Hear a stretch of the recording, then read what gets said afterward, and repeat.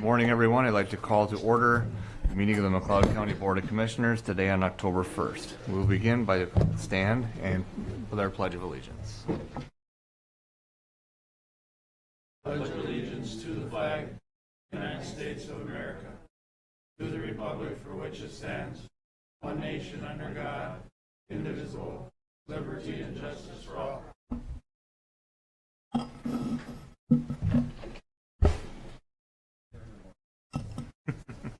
Again, good morning. We'll begin with our consideration of agenda items. No changes, Mr. Chair. Okay. Mr. Chair, I'll move agenda. We have a motion by Schmalz and a second by Luthens to approve today's agenda. Is there any discussion? Seeing none, will proceed to vote. All in favor say aye. Aye. Opposed? Motion carries. Consent agenda. No changes. A motion by Nagel and a second by Luthens to approve today's consent agenda. Is there any discussion? Seeing none, will proceed to vote. All in favor say aye. Aye. Opposed? Motion carries. We do have two proclamations that I'll be reading. The first one will be Manufacturing Month of October.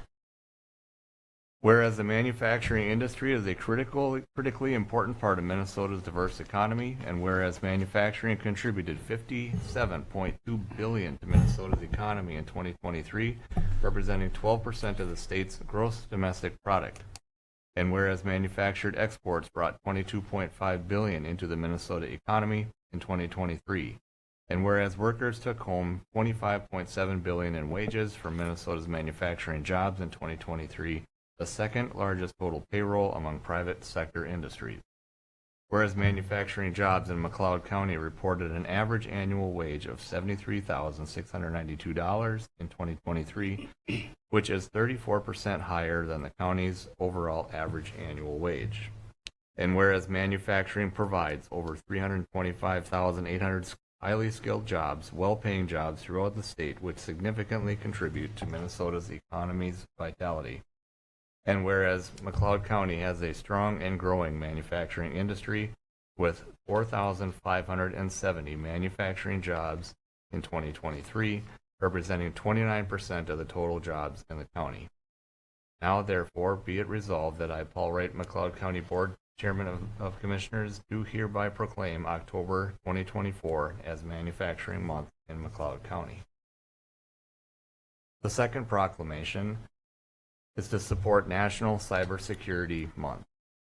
Whereas the McLeod County, whereas the County Board of McLeod County, Minnesota recognizes that it has a vital role in identifying and protecting its citizens from and responding to cybersecurity threats that may have a significant impact to our individual and collective safety and privacy. And whereas critical infrastructure sectors are increasingly reliant on information systems and technology to support financial services, energy, elections, telecommunications, transportation, utilities, healthcare, and emergency response systems. And whereas cybersecurity education and awareness is crucial for everyone, including large corporations, small businesses, schools, government agencies, the home user, and anyone who connects to the internet. And whereas monitoring accounts, being conscious of what is shared online, keeping computer software up to date, creating unique passwords and changing them regularly, installing antivirus programs and firewalls, engaging in cybersecurity training, and using mobile devices safely are ways to protect oneself from phishing, viruses, malware, and loss of sensitive data. And whereas the theme for Cybersecurity Awareness Month is Secure Our World, and is implemented through a coalition of private companies, nonprofit, government agencies, and academic institutions working together to increase the public's understanding of cyber threats and empowering Americans to be safer and more secure online. And whereas the National Institute of Standards and Technology Cybersecurity Workforce Framework has been developed as a free resource to help organizations, both large, small, public, and private, improve their cybersecurity practices through a practical approach to addressing the ever-evolving cybersecurity threats and challenges. And whereas maintaining the security of cyberspace is a shared responsibility in which each citizen has a critical role to play, and awareness of computer security essentials will improve the security of McLeod County government's information infrastructure, and economy.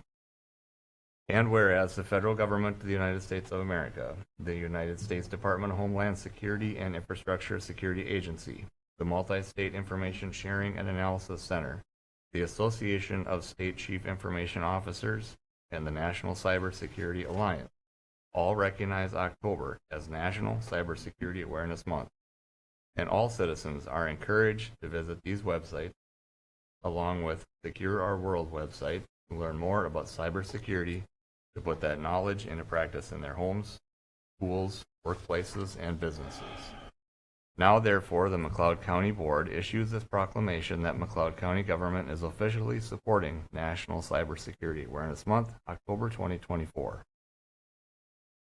This is the end of our proclamations for now, and we'll have one more really neat one coming up. Our next item of business will be recognizing the University of Extension. Miranda Kempner, our Extension educator for 4-H, is here today.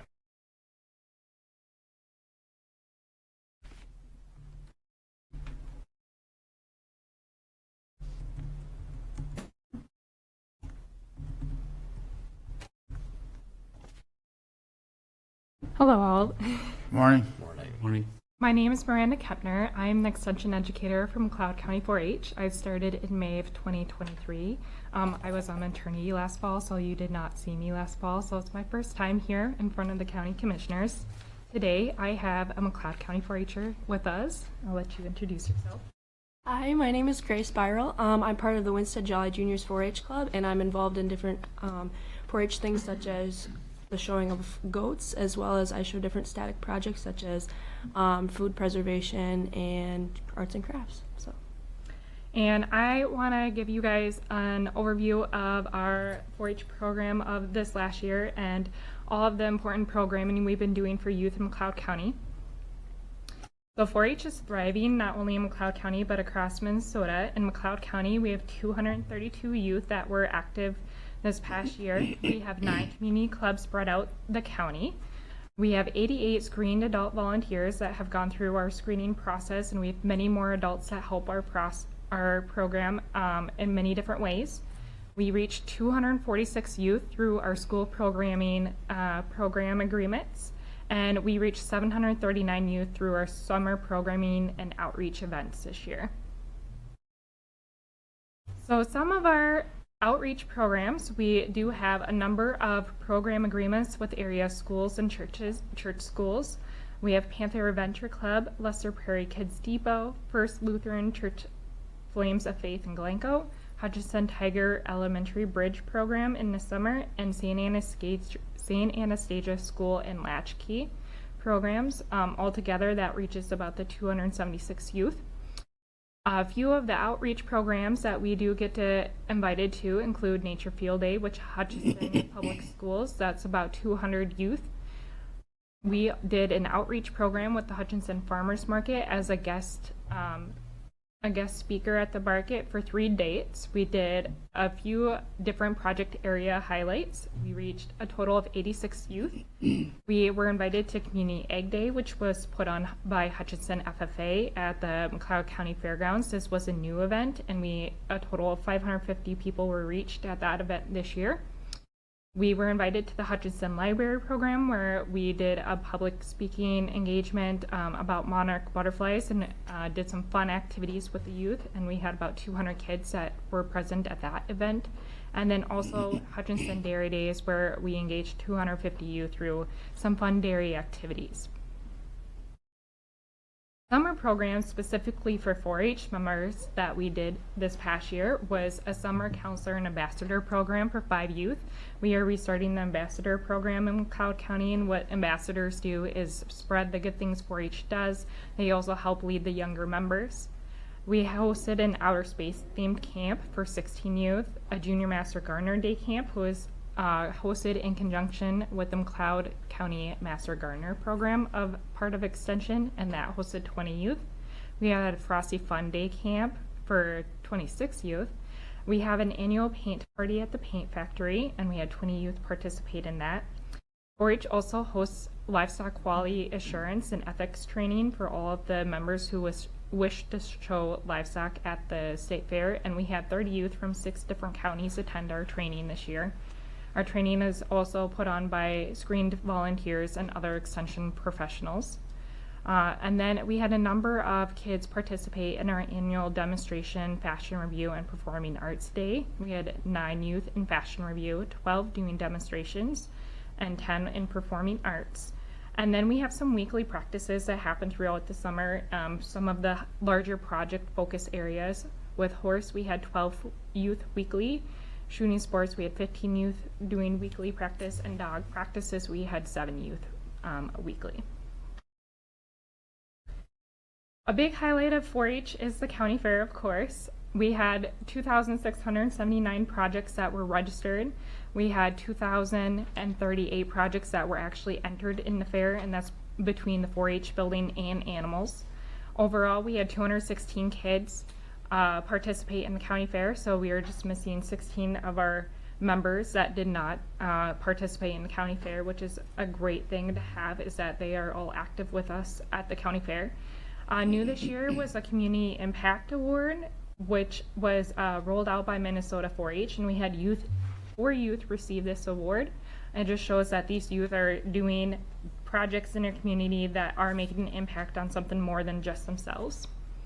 The #1 project area for McLeod County is fine arts, crafts, and performing arts, which is then followed by agronomy and horticulture. So that includes flower gardening, indoor gardening, vegetable gardening, the plant science area, so soil science, corn, forages, and then we follow that up with clover buds. So our kindergartners through 2nd grades are doing lots of projects as well. We cannot put on a successful fair without a number of volunteers. So we had 70 approved volunteers that helped us. We had 56 additional volunteers, and then we also used the skills of 57 judges. I'll turn it over to Grace. Okay, so this year for our Blue Ribbon Livestock Auction, we had a lot of exhibitors. So we had 72 exhibitors, we had 44 returning bidders, and then 15 new bidders. And then in total, we had $114,550 in bids and donations, which ended up going to $91,640 back to the 4-H members. So it's 80% of every bid will go back to the exhibitor, and then 20% goes back to 4-H. So that's where your difference comes in. So auctioneering services were done by Kathy Crone, Sharif Aisa, and MN Auction of MN. Oh my gosh, I'm so sorry. Of MN Auctions, and Matt Schultz of Jeff Martin Auctioneers. So we had a really great auction, and every time that we have all these, every time we have this auction, it's great fun. It's super organized, and just being a part of it the past few years, it's just a great experience. And if you ever get the chance to go to one of these, I definitely would say to get to them if you can. So. And I would like to point out a big thank you to all of our bidders and supporters of the auction. The auction this year was an outstanding success. We are about $25,000 additional in funds raised over last year even. So at the 2024 Minnesota State Fair, we had 50 youth livestock exhibitors, 3 youth llama alpaca exhibitors, and 34 youth general project exhibitors, and then 7 screened adult chaperones. A couple of the pictures up here, so important to point out, is we, as McLeod County, had our first exhibitors in the llama and alpaca area at the state fair. We had 3 youth go this year. And then also the last picture above the screen adult volunteers were some recipients of the Bell Grant, which is the beginning exhibitor livestock area. So they apply for a grant and they get awarded money towards their projects as they also attend state fair for the first time. And we also have some mentors in the picture.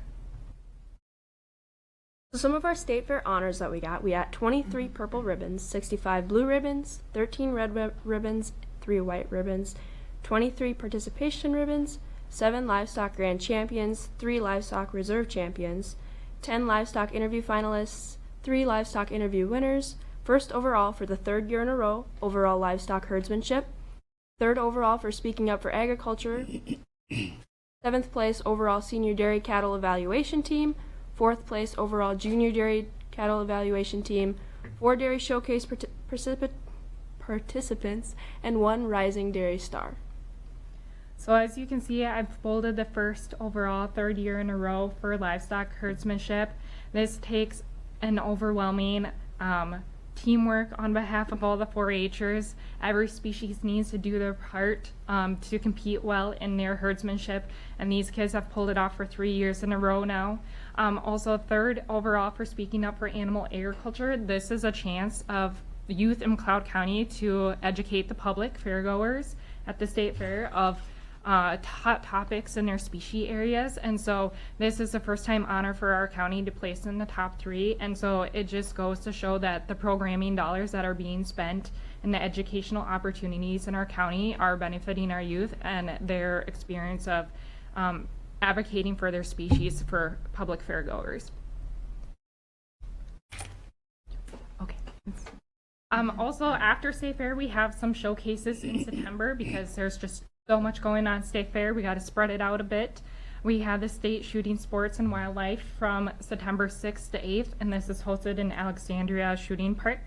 This year we had 13 participants, and they had 9 top 10 placings. They do a variety of disciplines: archery, BB gun, muzzle loading, trap, and whatnot. And then we also had the State Horse Show, which was September 13th through 16th at the Minnesota State Fairgrounds. We have 5 participants from McLeod County. They had 8 top 10 placings with a couple first placings. So here you can see a picture of a trophy awarded. And these girls did fantastic as well. So they earned a 2025 herdsmanship bonus state fair trip as well. A few upcoming activities here as we go into the fall.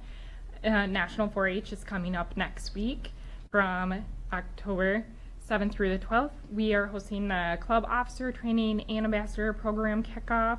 We are also doing county and club chartering, and tax forms are due October 31st. We're hosting our regional leadership summit with Meeker, Stearns, Sherburne, Wright, and McLeod counties on November 16th up at the Wright County Government Center. We will be hosting our annual award celebration December 8th, and we have some dates to plan some adult volunteer training and new family night in January. With that, thank you all for supporting the program here in McLeod County. As you can see, we have a very well-represented county, and our youth do a very great job of not only representing us at the state fair, but also in their communities. Is there any questions?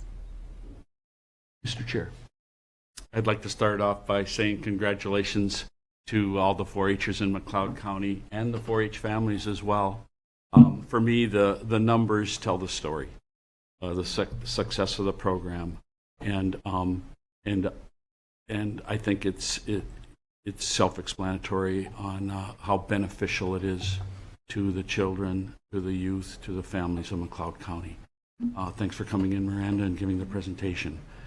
Grace, before we let you go, would you kind of walk me through a little bit what it takes to show a goat? I mean, from the time of securing a goat, nutrition, preparing for a show, judging. Can you give us a little tutorial on that? So this is like my favorite question, and I could talk like 3 days about this, but Yeah. so kind of a quick little overview, I guess. So I start off kind of like with, I haven't bought a goat in a couple years here, so I'm doing a lot of breeding and raising of my own. So kind of you get the goat, or you get the kid, and I start right away with training them. So if it's a market wether, or if it's going to be a market wether, I'm going to practice bracing, which is like a way of showing, or you put them on a chain or a halter and you start walking them really young, and then kind of continue that. I walk them every single day. If they're a wether, so a meat goat, I'll run them up and down hills. Nutrition wise, we're on an 18% protein for wethers and then 16% for does. So it differs compared to like the different breed and the different gender, I guess. Like I said, walking every single day, and I go to shows pretty much every weekend in the summer, so that kind of helps too with getting prepared. And I wash them at least twice a week. I raise Boer goats, so they're most of the time white, so that requires a lot of whitening and washing and stuff. So, washing, blow drying, and definitely just being involved with them and being in the pens with them. Definitely creating a relationship is the, most important part. And then seeing your result is always another good part, to see how your hard work is paid off. So that's kind of a brief overview. So. That, Mr. Chair, that's exactly what I was looking for. The information that you provided, Grace, is very, very beneficial to me and hopefully beneficial to the viewing audience as well this morning. Thank you, Mr. Chair. I think this is perhaps always my favorite meeting of the year, to be able to talk about a program that is very near and dear to me and always has been. A few meetings ago, I was able to read off all of our state fair results as we sent our McLeod County 4-Hers through the state fair and the trail of ribbons that follows them back to McLeod County. And we see today the involvement and the success of this program.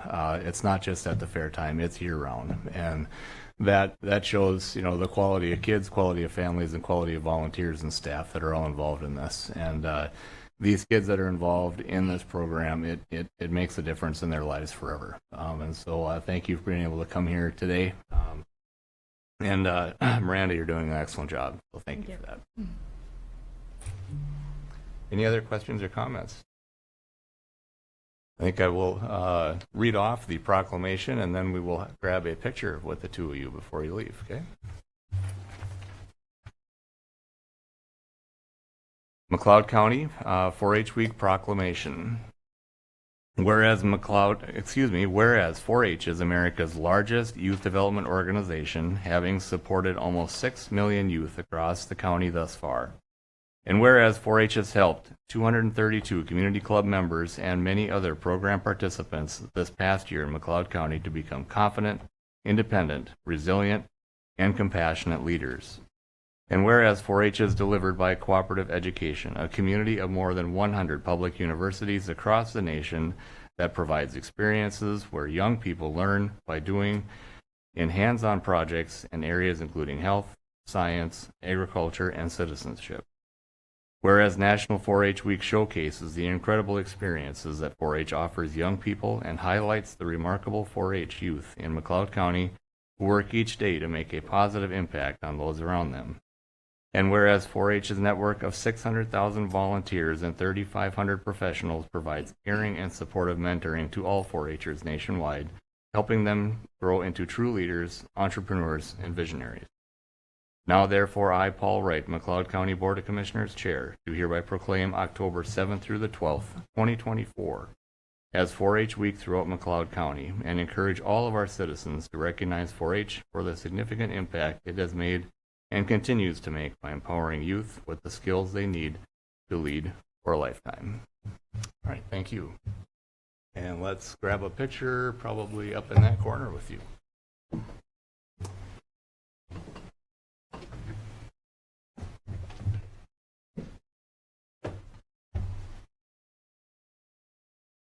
I'll get a picture of that. I want you in it.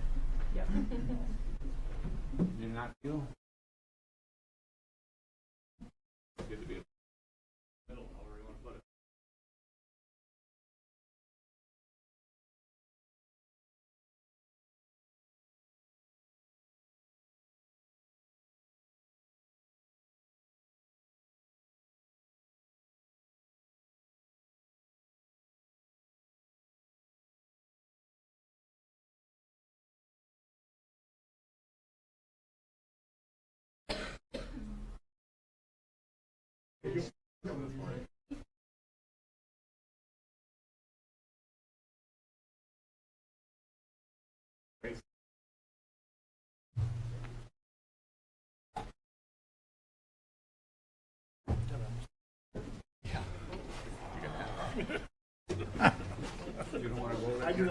Yeah.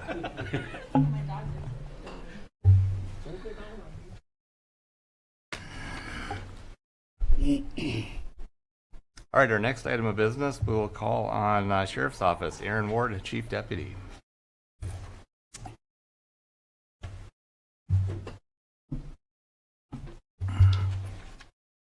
Good morning. Morning. I'm here for consider approving the purchase of Ford 2024 Dodge Durangos via state bid from Dodge of Burnsville. at a total cost of $176,088 with funds from the 2025 Sheriff's Office budget. The individual cost of each 2025 Dodge Durango is $44,022. Delivery for the vehicles is 6 to 8 months out. They will replace two 2019 Dodge Durangos and two 2020 Dodge Durangos. Do we have any questions for the sheriff's office?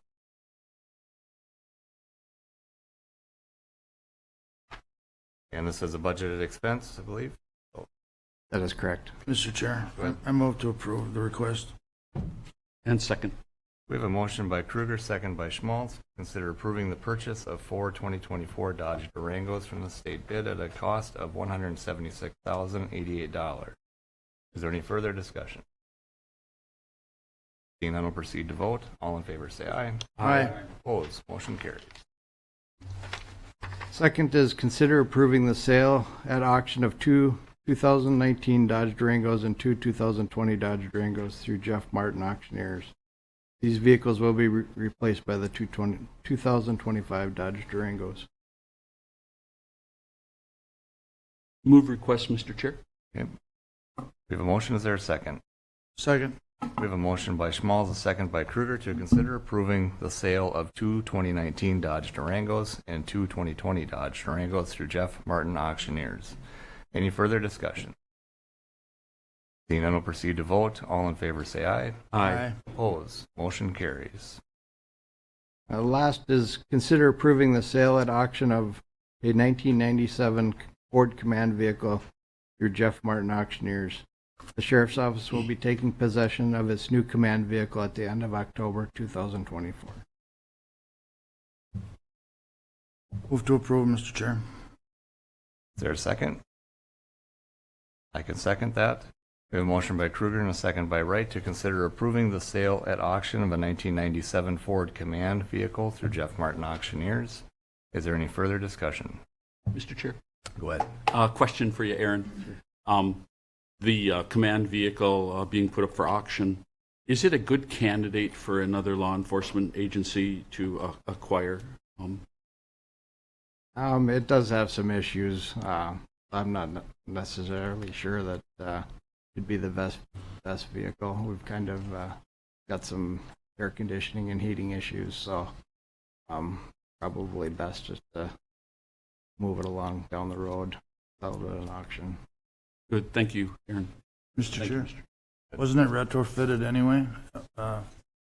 Yes, it Yeah. was. No, and when we had the discussion to buy a new one, we went through it, and I would totally agree. It's, let somebody make use out of what they want out of it. But It's served its purpose well. It works. Well, it was retrofitted, so I mean, there's not any exchangeable parts for something or anything like that, so it's. Aaron's being kind, I'll tell you, Nathan, no. It's shot. That's my opinion. Any further discussion? Seeing none, I'll proceed to vote. All in favor say aye. Aye. Opposed, motion carries. Thank you. Any further discussion for Mr. Ward while he's here? Okay, thank you. Public Works, Andrew Engel. Good morning. Morning. Morning. Please consider approving the final acceptance and payment of $39,000 to E Squared Electrical Services, Inc. of Hutchinson, Minnesota for the Fairgrounds electrical projects 4 through 5 with funds from the designated capital asset budget. This project is completed satisfactorily and final acceptance and payment is recommended. We have a motion. Is there a second? Second. That was Luthens. Luthens, yeah. We have a motion by Nagel and a second by Luthens to consider the final acceptance and payment of $39,000 to E2 Electrical Services for the Fairgrounds electrical project. Any further discussion? And then we'll proceed to vote. All in favor say aye. Aye. Opposed, motion carried. Item B, consider approving change order number 2 for the County State Aid Highway 115 concrete overlay. State Aid project SAP 043715005 at a cost of $2,766.41, which is included in the final payment amount in item C. This change order removed some rutting aggregate base and pavement at the Trunk Highway 7 intersection. After we milled that intersection, we had a lot of cut-through traffic, which rutted that up before we could get the concrete on there. Move request, Mr. Chair. For a second? We have a motion by Schmalz and a second by Nagel to consider change order number 2 for County State Highway 115 concrete overlay at a cost of $2,766.41. Is there any further discussion? Seeing none, we'll proceed to vote. All in favor say aye. Aye. Opposed? Motion carries.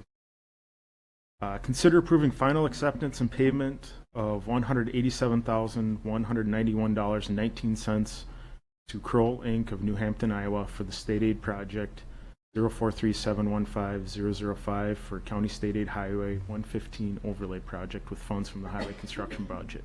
This project is completed satisfactory and final acceptance and payment is recommended.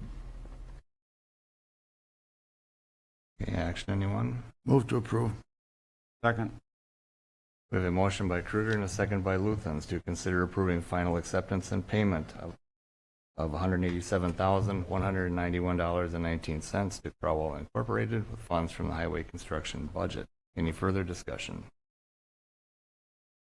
Seeing none, we'll proceed to vote. All in favor say aye. Aye. Opposed? Motion carries.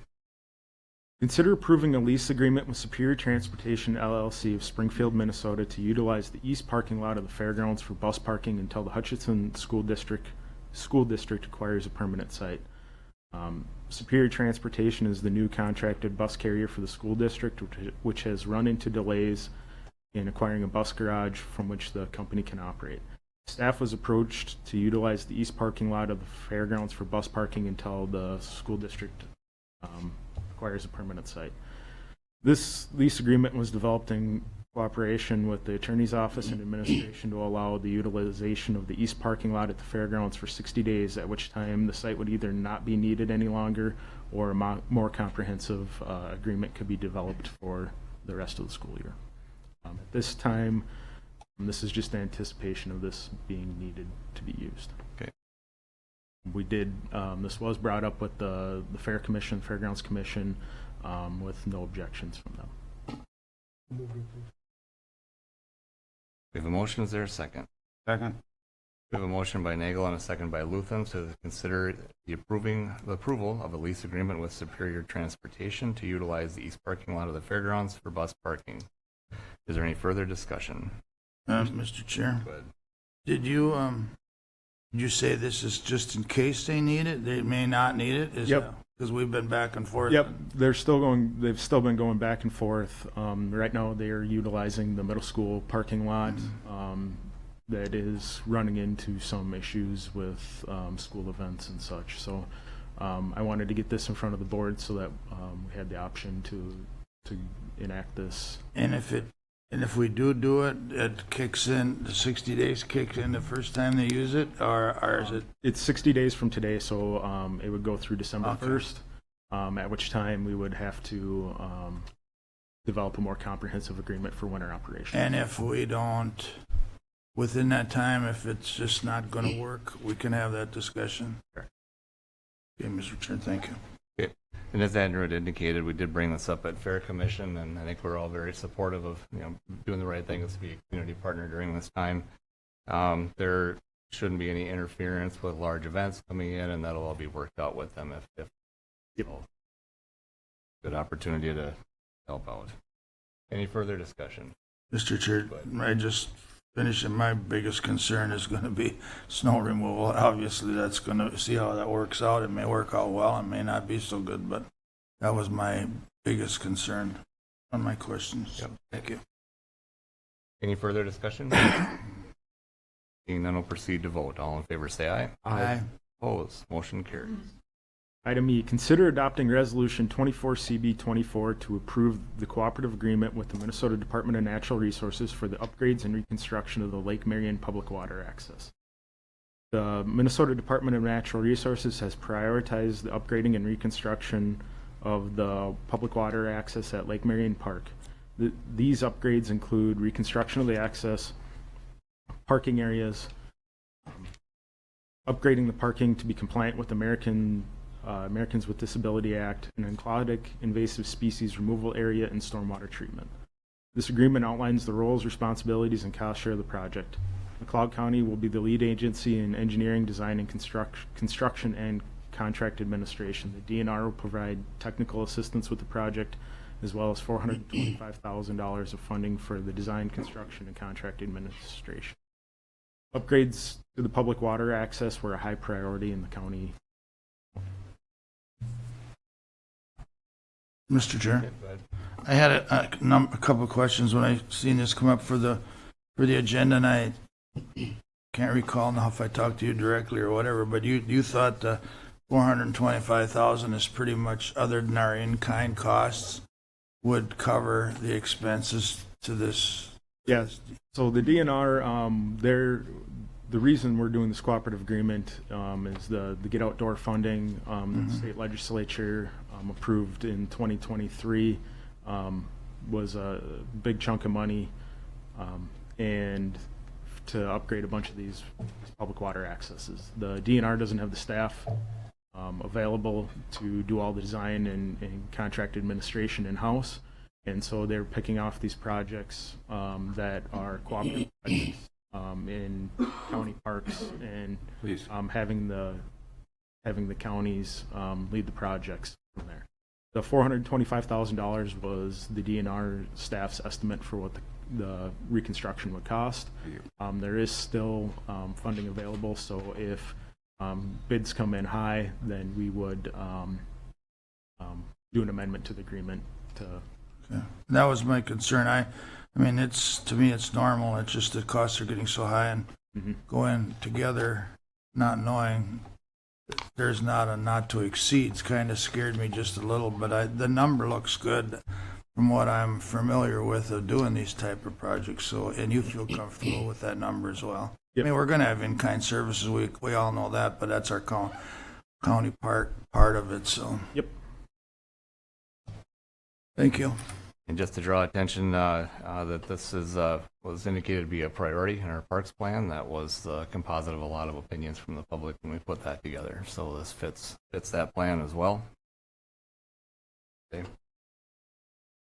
I guess with that, I would make a motion to approve. Second. We have a motion by Kruger and a second by Schmaltz to consider approving Resolution 24, CB24, to approve the cooperative agreement between the Minnesota Department of Natural Resources for upgrades and reconstruction of the Lake Marion Public Water Access. Is there any further discussion? Seeing none, we'll proceed to vote. All in favor say aye. Aye. Opposed? Motion carried. Thank you. Thanks, Andrew. Thank you. Next up, we'll have Health and Human Services, Barrett Spores. Morning. Morning. I have two items for you today. The first is to consider approving the purchase of service contract with Woodland Centers for their Adult Crisis Stabilization Unit and Youth Crisis Stabilization Unit, to provide adult residential crisis services and youth residential crisis services for the period of January 1st, 2025 through December 31st, 2025, with funds from the Individual and Family Social Services Budget 11-430. Services will be provided at a per diem rate of $505 for adult residential crisis services and $700 for youth residential crisis services, along with an annual administrative fee of $3,000. This is a contract renewal, and the per diem rate is a daily rate, and these rates will increase if the contract is not signed and the administrative fee is not paid by February 1st, 2025. The 2025 per diem rates are approximately a 4% increase over the 2024 current contract rates, and the annual administrative fee remains the same as previous years. Any questions for Barrett? Mr. Chair. Go ahead. Barrett, can you maybe touch a little bit on the utilization of the contract, let's say a little bit of this past year or the year prior? Sure. I when I was sitting there, I was thinking I should have figured out how much money we've spent on Woodland Centers for this in the previous year. I don't have that information, but it would be for clients who are getting services through us. So it doesn't mean that anybody that goes to Woodland Centers that's a McLeod County client that we get billed this rate, they would have to be receiving some mental health case management services through us, and we would have to approve that in order for us to pay for that service at that rate. Mr. Chair? And Barrett, I mean, not a lot, I mean, it's my assumption that not a lot of options exist when it comes to the mental health capabilities and helping people that are in crisis. Am I correct with that assumption? That's very true. I think we have one other similar contract, but Woodland Centers is our preferred provider. We have good relationships with them. And just by entering into this contract, we do get that reduced rate. So if we didn't and we needed them in the future, we'd pay a much higher rate than per this contract. Thank you, Barrett. Now, Mr. Chair, I'll move request. Okay. Is there a second? Second. We have a motion by Schmalz and a second by Luthens to consider approving the purchase of a service contract with Woodland Centers Adult Crisis Stabilization Unit and Youth Crisis Stabilization Unit. Is there any further discussion? Seeing none, we'll proceed to vote. All in favor say aye. Aye. Opposed, motion carried. Thank you. Item 2, I'm very excited to bring this to you and hopefully finally put this one to bed. Consider approving the updated Southwestern Minnesota Mental Health Consortium, or SMOC, or the Southwest 18 Joint Powers Agreement. SMOC is one of 19 adult mental health initiatives in Minnesota and is an 18-county joint powers entity, including the counties of Big Stone, Chippewa, Cottonwood, Jackson, Candy, Ojai, Lacaparo, Lincoln, Lyon, McLeod, Meeker, Murray, Nobles, Pipestone, Redwood, Renville, Rock, Swift, and Yellow Medicine. At the December 8th, 2023 SMOC board meeting, members were notified of the request to update the current JPA due to Lincoln, Lyon, Murray counties no longer acting as a separate JPA. At one time, those 3 counties acted as one entity. They no longer do. A subcommittee was created to begin work on that new JPA. I was part of that. I know Commissioner Luthens attended a number of those meetings as well. And Attorney Ann Gehring was retained to assist in the final review and execution of the JPA. We are at the point where the final JPA is now complete and ready for all 18 counties to board review and approve. And the final contract, or joint powers agreement, should have been in your packet. Mr. Chair. Go ahead. And now we are fiscal host to this as well. We are the fiscal host. And on the JPA, it goes now to all the boards. What happens if some boards don't approve? That's a great question. We are at the point where we've heard from the majority of the counties. They've had a chance to review the JPA. Everybody feels pretty comfortable with that. So I don't think that is going to be a concern, but if it is, we can't not allow them to be part of the consortium. We would have to relook at the funding that comes in. It makes sense. I'm okay. I mean, we've talked, I don't want to say ad nauseum, but we've been through this a number of times. And I was just curious, and frankly, I'm okay with the agreement. It's just that I was wondering what happens. Right. I think just because we approve it today doesn't mean it might not be all 18 counties. Absolutely. I think we've done a lot of work on the back end to make sure that all the counties feel comfortable. We've reworked the JPA a number of times. Ann Gehring took some comments and notes into consideration and updated the JPA again. So I think verbally all counties are feeling confident with this. Okay. Okay, do we have any further questions for Barrett? Mr. Chair? Yes. Barrett, and then as far as being fiscal host, Yes. nothing has changed with McLeod County being the fiscal host with this new joint powers agreement. Correct. Nothing will change for us. with the exception of our grant increased significantly for next year and the following year, which means that our percentage for getting a fiscal host will go up considerably. So, Mr. Chair, I'll move request. Second it. We have a motion by Schmalz and a second by Kruger to consider approving the updated Southwestern Minnesota Adult Mental Health Consortium Joint Powers Agreement. Is there any further discussion? Mr. Chair, Go ahead. that just gave me a thought of another question now. I mean, and the grant money should go up because this is actually, is it the same number of counties even though, I mean. it is the same number of counties. Okay, so it's Yeah. going to help us, it's going to help each county with the additional. Absolutely, yep, and more of that money will go back into our clients, the counties that we serve, so. Mr. Chair, I'd like to thank Barrett for all her hard work. Took many hours to get this done. Thank you. And I appreciate your support. You've been a good support and stayed after for many of those meetings, which were long Fridays, so thank you. All right, anything else for Barrett? Okay, thank you. Thank you. Get a vote on We it. had a vote. We do need a vote. Sorry about that.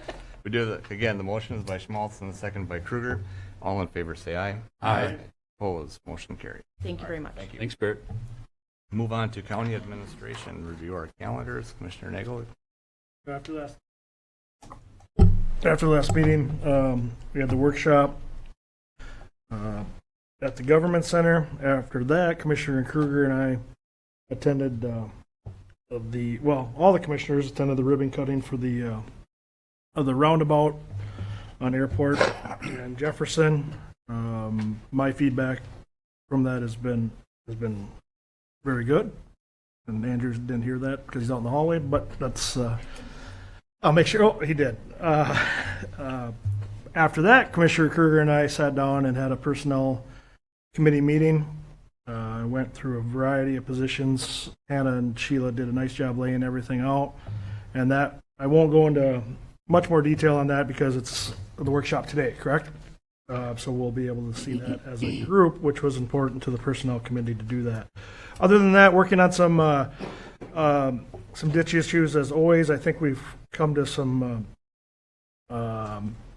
made some headway with the engineering issues we've had on the one north of Hutchinson, which is exciting for me because finally some progress. I hope. I'm cautiously optimistic. Also help some landowners navigate a private ditch issue with utilization of Ryan and Adam a little bit, and then just working on the cannabis ordinance. Okay, after our last time together, we had our workshop, ribbon cutting, where we got to watch Commissioner Luthens use the largest scissors in the county, I think, to open up that roundabout. That evening, attended the McLeod County Extension Committee meeting. We had updates from the different educators. Budgets are in line. We did have our collaborative counties between Meeker and Wright sign their agreements for the tri-county arrangement that we have. We also did have to have some discussion on some end-of-the-year committee openings that will be happening as some people have filled out their term to be able to serve on that. Attended the Association of Townships meeting. Had a chance to talk a little bit about what's happening with the cannabis ordinance. Hopefully that helps get some more discussion going. Other than that, over the last couple of weeks at our farm, we did have all of the fourth graders from Hutchinson out at our farm. That's a collaborative project that we do with our agriculture program, and we had beautiful weather for that. Last night attended the annual end-of-the-year banquet with the McLeod County Fair Board. Thank you, Mr. Chair. And if I could, I have a question I missed for Andrew, and it would be in order for me to ask him a couple of questions or a couple of comments that I got this week. On County Road 4, that project is completed? County Road. County Road 4. The detour for the trucks going to Winthrop. I got a number of calls that the detour is coming down. Well, it would be 13 in McLeod, I'm sorry. 4 and 13. I'm unaware of this project, I guess. Well, I don't know if it's so much a project, but I'm getting calls that the truck traffic is Or are you talking about horrendous. 19? Pardon? The 19 closure? In Winthrop. So In Winthrop. the grain, and I hate to pick on grain trucks, but that's where they're all coming down now. From from what I'm gathering is that they're not totally following the detour. You must have counters out there. We do not. It must be Sibley County or MnDOT have encountered. MnDOT, okay, and they're counting. They're not getting the full count, is what I'm being told, and I don't know. The questions asked to me were, do we get funding back from the state for the detour going down our roads or no? So officially marked detours, we enter into a detour agreement with MnDOT, and we get reimbursed based off of a gas tax calculation on those. We do not have, since that is not the official detour route, we do not have, excuse me, we do not have a detour agreement with MnDOT. Okay. And I guess then the request was that they're wondering if our sheriff's department is watching the overloads. That would be a question for Aaron or Tim. I knew it was, and I apologize for missing it when you were both still here. But it's more of a statement than a question, because I've got a number of calls and I don't have the answer, and I wasn't out there watching. It came from some of the locals there. More of a comment, just I followed through on it. Okay. And if you could check on it, unclear of the county roads. Is there 87? Is that out there, or is there they're not following the detour. They're coming in ahead of or behind, and I'm unclear of how that works, but it'd be nice if you'd take a look at it. Yep. Check it out. Thank you. All right, back to my calendar. Commissioner Nagel pretty much took care of the roundabout and our personnel committee meeting back on the 17th, and I had a Mid-Minnesota Transportation Advisory meeting on the 18th, and that all pretty much just included the future plans for construction on our district's highways, and they go out 20 years, and I don't buy green bananas anymore, so that's just kind of, with the cost of everything, I don't take a lot of heat and all that, but it is interesting to see which roads are prioritized where, and I guess they're doing a fairly good job on prioritizing the trouble spots. Again, they're out so many years that it's hard to even remember. And then I had a HRA meeting that was pretty much just discussing. We got our ARPA funds to do some furnaces and air and windows, and we've got the money pretty much spent on the work done on those heating and air exchanger units, which was really helpful. I had the agenda review on Thursday. And other than that, I just fielded calls mainly on some drainage issues, mainly in planning now that it's too dry. I fielded some calls there, and then a number of calls on the cannabis ordinance. With that, I'm here today. So. Okay, thank you, Commissioner Kruger. And I'd like to start off by saying thank you and welcome to District 1. Thanks to the City of Winsted for allowing us to hold our meeting here this morning. It's something that the County Board tries to do one time a year, I believe it is, to do a remote location other than the Government Center in Glencoe. Technology is the big hurdle when it comes to doing these meetings, to make sure that the live part and the broadcast part of the meeting is accommodated. So again, thanks to all concerned in allowing this to happen this morning. Like the other commissioners, after our last board meeting, we held a workshop. And after workshop, I was lucky enough to attend the roundabout ribbon cutting ceremony where Commissioner Luthens used his big scissors. That afternoon, I had a well-being committee meeting. I was able to Zoom that. And then on the 19th, I had a SHAC executive committee meeting, and luckily enough, I could attend that by Zoom as well. And last week, I took a few calls on some of the ditch activities going on in my district, whether it's mowing, tree removal, anything pertaining to the drainage of our ditch systems in McLeod County. With that, I'll turn it over to Commissioner Luthens. Thank you, Commissioner. All I wanted to say is I got a lot of thank yous for getting that roundabout done. So the Hutch leader helped with that, and the phone calls came in. Secondly, I've had good news from Mayo Clinic. My chemo treatments are working. Been taking them once a week, so I guess we're going to keep on it. Thank you. Congratulations on that, Mr. Luther. Yeah, good job. Attorney's office, yes. Administration. Thank you, Mr. Chair. I have no calendar items. I'll move on to item A. Discuss upcoming appointment dates for county assessor. We have a calendar, as you know, for appointments, and that this appointment is every 4 years. According to the Minnesota Department of Revenue, Minnesota's property tax should be administered in a fair and equitable manner. And then county assessors are appointed, of course, by the county board and confirmed by the Commissioner of Revenue. We have our county assessor here today, Sue Schultz, and some members of her office. Thank you for coming. That current appointment goes through the end of December 2024. Minnesota Statute 273.061 Subdivision 2, that addresses terms and vacancy. And Sue Schultz, of course, being our appointed current McLeod County assessor, that appointment ending at the end of the year, that appointee is automatically reappointed if the county assessor does not receive written notice of termination of appointment 90 days or more prior to the end of their current appointment.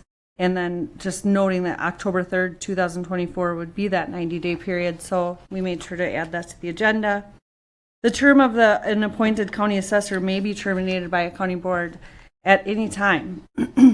That would be due to charges of malfeasance, misfeasance, or nonfeasance determined by the Commissioner of Revenue. This has not occurred. The appointed assessor, Sue Schultz, has performed the duties of her role to the best of my knowledge and review as issues arise. This item was added to the agenda just to assure timely review by the board in case there are questions or any necessary review. However, anything that would have occurred would have been addressed or brought to you as it arose. So that is all I have to say on that item. Thank you. Board members, any comment? Mr. Chair, Go ahead. I guess I would, as long as Sue is here, I guess I'd like to hear from her on why we should reappoint and what her thoughts are. We went to True County and a number of things, and I'd like to hear what she has to say. Thank you for the question. I do believe that my experience in the 32 years that I've been in the office speaks well for my knowledge and expertise on being the county assessor. I'm involved in organizations and continuing education to continue my knowledge and expertise on the system or being the county assessor. I do my due diligence. I follow the statute that is laid out to us by the state of Minnesota, and I feel that I am well qualified for the position. Mr. Chair, I also, what do you think of any changes? I mean, to be total transparent, 4 years ago, I did ask not to reappoint. And the board worked hard, and it wasn't necessarily through you or your office that we decided and voted to go True County. Now, how do you think that helps you going forward? Because it is a 4-year appointment. Right. So how do you think you can improve your services, or what do you have plans for your office for next year? Well, so become True County does make things a little bit more streamlined in our office, mainly for the constituents of the county. As now, if they come in with questions or concerns, we'll be able to answer them with in-house staff. currently the local assessor areas. We have to get a hold of the local assessor, and not a significant delay, but there is a delay. I do believe that this will give us a more streamlined and more stable assessment and a better service to the constituents. Okay, I think my final question is, I have been concerned over the years of consistency in assessing. I mean, I've ran into a few instances where I didn't feel that, that they were consistent one after another. To me, that's the most important part of our county assessing, because the actual tax is up to us as commissions in the levy. I mean, it doesn't matter other than your portion of the tax. The levy is what dictates money, so the consistency is important. You have any plans now that you're in True County to kind of go through that? I only speaking for myself. I mean, even if there was a certain amount of a budget increase, would there, if you have any plans to make sure that consistency, now that it all is in your office, would improve? Or Well, at I least be feel- checked? Well, I think consistency is very important throughout the whole county. That's one of the things that the assessor's office is charged for, to make sure that we're fair and equitable on all of our property.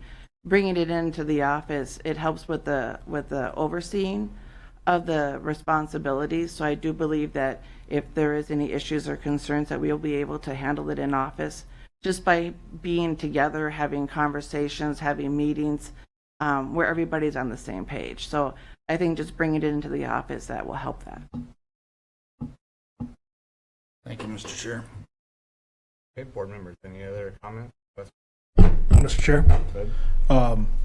I also voted to not reappoint 4 years ago, and it was based on, well, the focus of it was the communication and education, and I think you've improved that substantially. So thank you for that. Thank you for listening and understanding the concern. There's always room for more improvement, but I appreciate that you took that concern and that very difficult vote to heart and moved forward with it with grace and made some improvements. So thank you.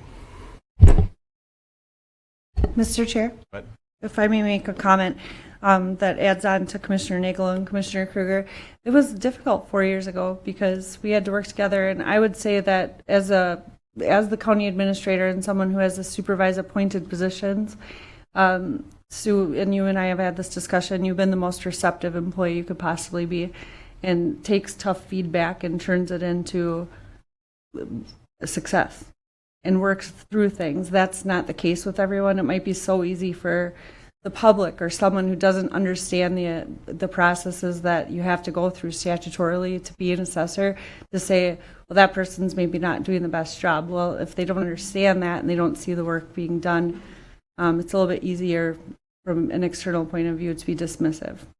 But I did ask that Brenda Shimleski and Sean McCoy, or anyone from Sue Schultz's office today, would come to this meeting, and I would ask that they have the opportunity to add anything that they would like to, because they are the people who do this job every day and work with her every day.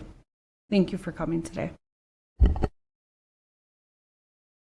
Mr. Chair. But Hey, with that, I just had a couple more questions that popped into mind. Is there any thoughts, now that it is all back in your office, to, my understanding is right, you're the only one with the credentials to carry out your office, in your office at this time, is that right? Yeah. Is there any thoughts of mentoring or bringing in, and it's a serious question to me. I mean, because if obviously health-wise something could happen to you, and there isn't an overabundance of people qualified to do your job. And is there any thoughts of, and I got this question from other counties, they have kind of promoted mentoring or giving people chances without the competitiveness of just what it means.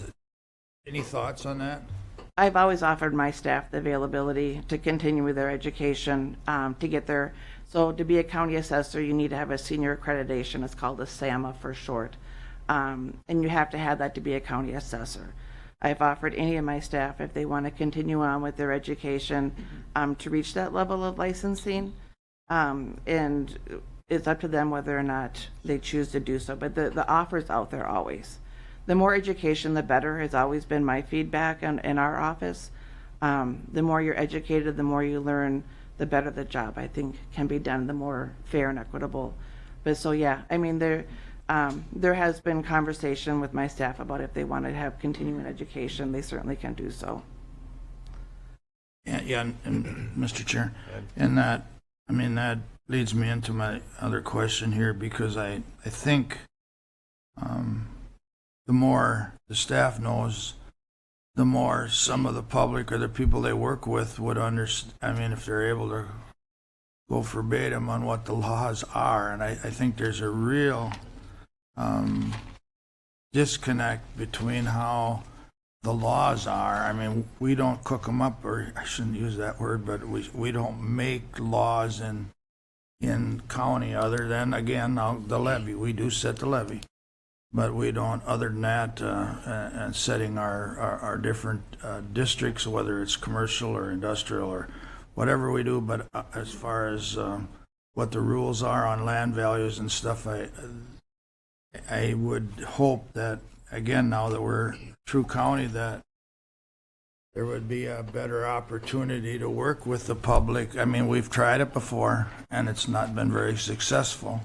But to to educate the public on what the rules are.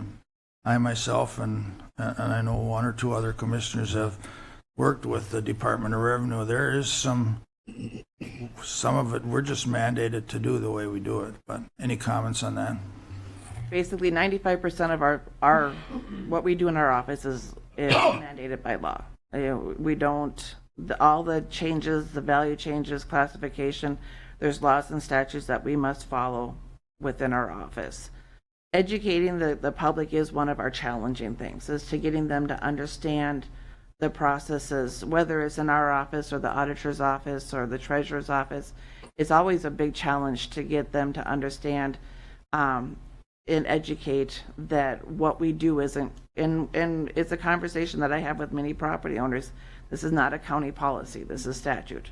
They say it quite often when we have conversation and we're going through stuff. It's for them to understand that this is by law, by state, that we follow. And it's not a county policy of what we do, the state law that what we do. And it is, we try to educate the people as they come in. We, at the local board of reviews, we have a packet of information that we hand out every year where we talk about the processes and what we do. But it is a challenge, you're right, to get the public to read, to acknowledge information that we send them, of stuff that they have to do and how it relates to our office and the state of Minnesota. It is a challenge. Yeah, Mr. Chair, just to comment to that is, I have fielded some of them questions, and they really need to go to the legislature, not to us. Or that's all I have. Thanks. Okay. Any other questions or comments, board members? Mr. Chair, Sue, I've had several comments, and I think I've talked to you about them. Communications. It seems like the communication's not going right, and then all of a sudden there's a temper in there someplace, and people aren't feeling that they got to do justice through it. I won't give you examples today, but just the communications could be improved, and thank you. Anything else? Administrator, was this just a discussion today, or? Yes, Mr. Chair, it was just discussion, and I think that it's fair to bring up any concerns, but that there should be examples if you're going to, and that anything that's been brought to our offices has been addressed and resolved. And I can say that because I've been involved in the communications and had to assist in those instances and brought the Board of Commissioners or whoever else necessary into that. So in all fairness, that can be said, but it should be specific. And there is no serious deficiencies that have not or there are no serious deficiencies, and there's nothing that's occurred that hasn't been addressed, to the best of my knowledge and Sue's, from what I understand. Today, we make no action, no.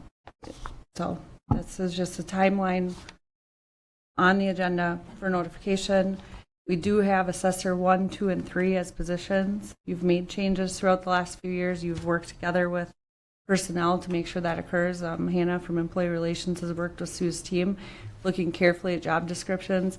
It's a different job. It's all based on rules and calculations. It's not very open to interpretation. And a difficult position for people to be in. We appreciate your service. Thank you for coming today. you. May I move on? Thank you. Item B, notification of McLeod County Drainage Authority public hearing on the proposed 2025 drainage levies on joint and county ditches in McLeod County. The Drainage Authority will hear public comment regarding the proposed annual assessments in the Martin McLeod boardroom at the McLeod County Government Center, 520 Chandler Avenue North, Glencoe, Minnesota, on Tuesday, October 15, 2024 at 9:15 a.m. Item C, notification of board workshop following the board meeting on Tuesday, October 15, 2024 at the McLeod County Government Center, 520 Chandler Avenue North, Glencoe, Minnesota. Thank you. That's all I have. Mr. Chair, But I'd just like to expand a little bit on the drainage. The way she said it is pretty well explained here, but I have had questions in other years. We go through all the districts, all the ditches, I mean, it is sometimes boring, but people that are interested in drainage and how the money is spent through the whole county, it'd be interesting to if you have concerns, to sit down and listen. That we cover every ditch, joint ditches, or at least in the expenses. We cover them all, so I just wanted to point that out. okay, we're at the end of our agenda. So we have any open forum or press relations comment? Good. Anything from the board?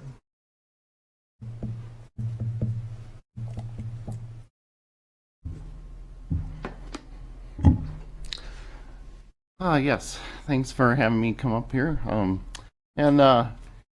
There have been a couple of things in our area that we've been concerned about, and that is I'm sorry, Mr. Chair.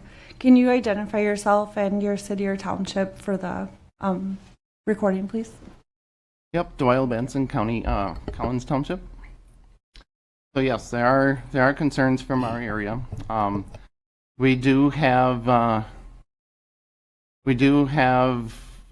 We are recommending that the U board check into other assessors that are available.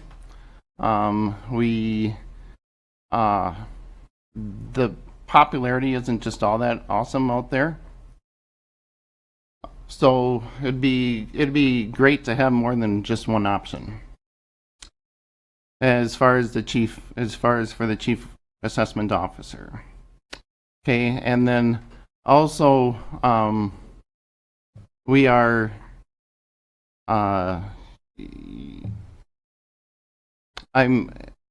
think there's a lot of hiding behind rules here, but I believe there's options for us to stay free out here in the country or out in the county, rather than having a top-down option of what has been provided to us. We would like to have more of a bottom-up, which was the way that the United States was formed and set up to be. We are there's a lot of people disappointed with the TCA as it allows, and it appears as if it allows uncontrollable taxation, and we have no representation because that chief officer is not electable. So we feel like we have the short end of the deal on that.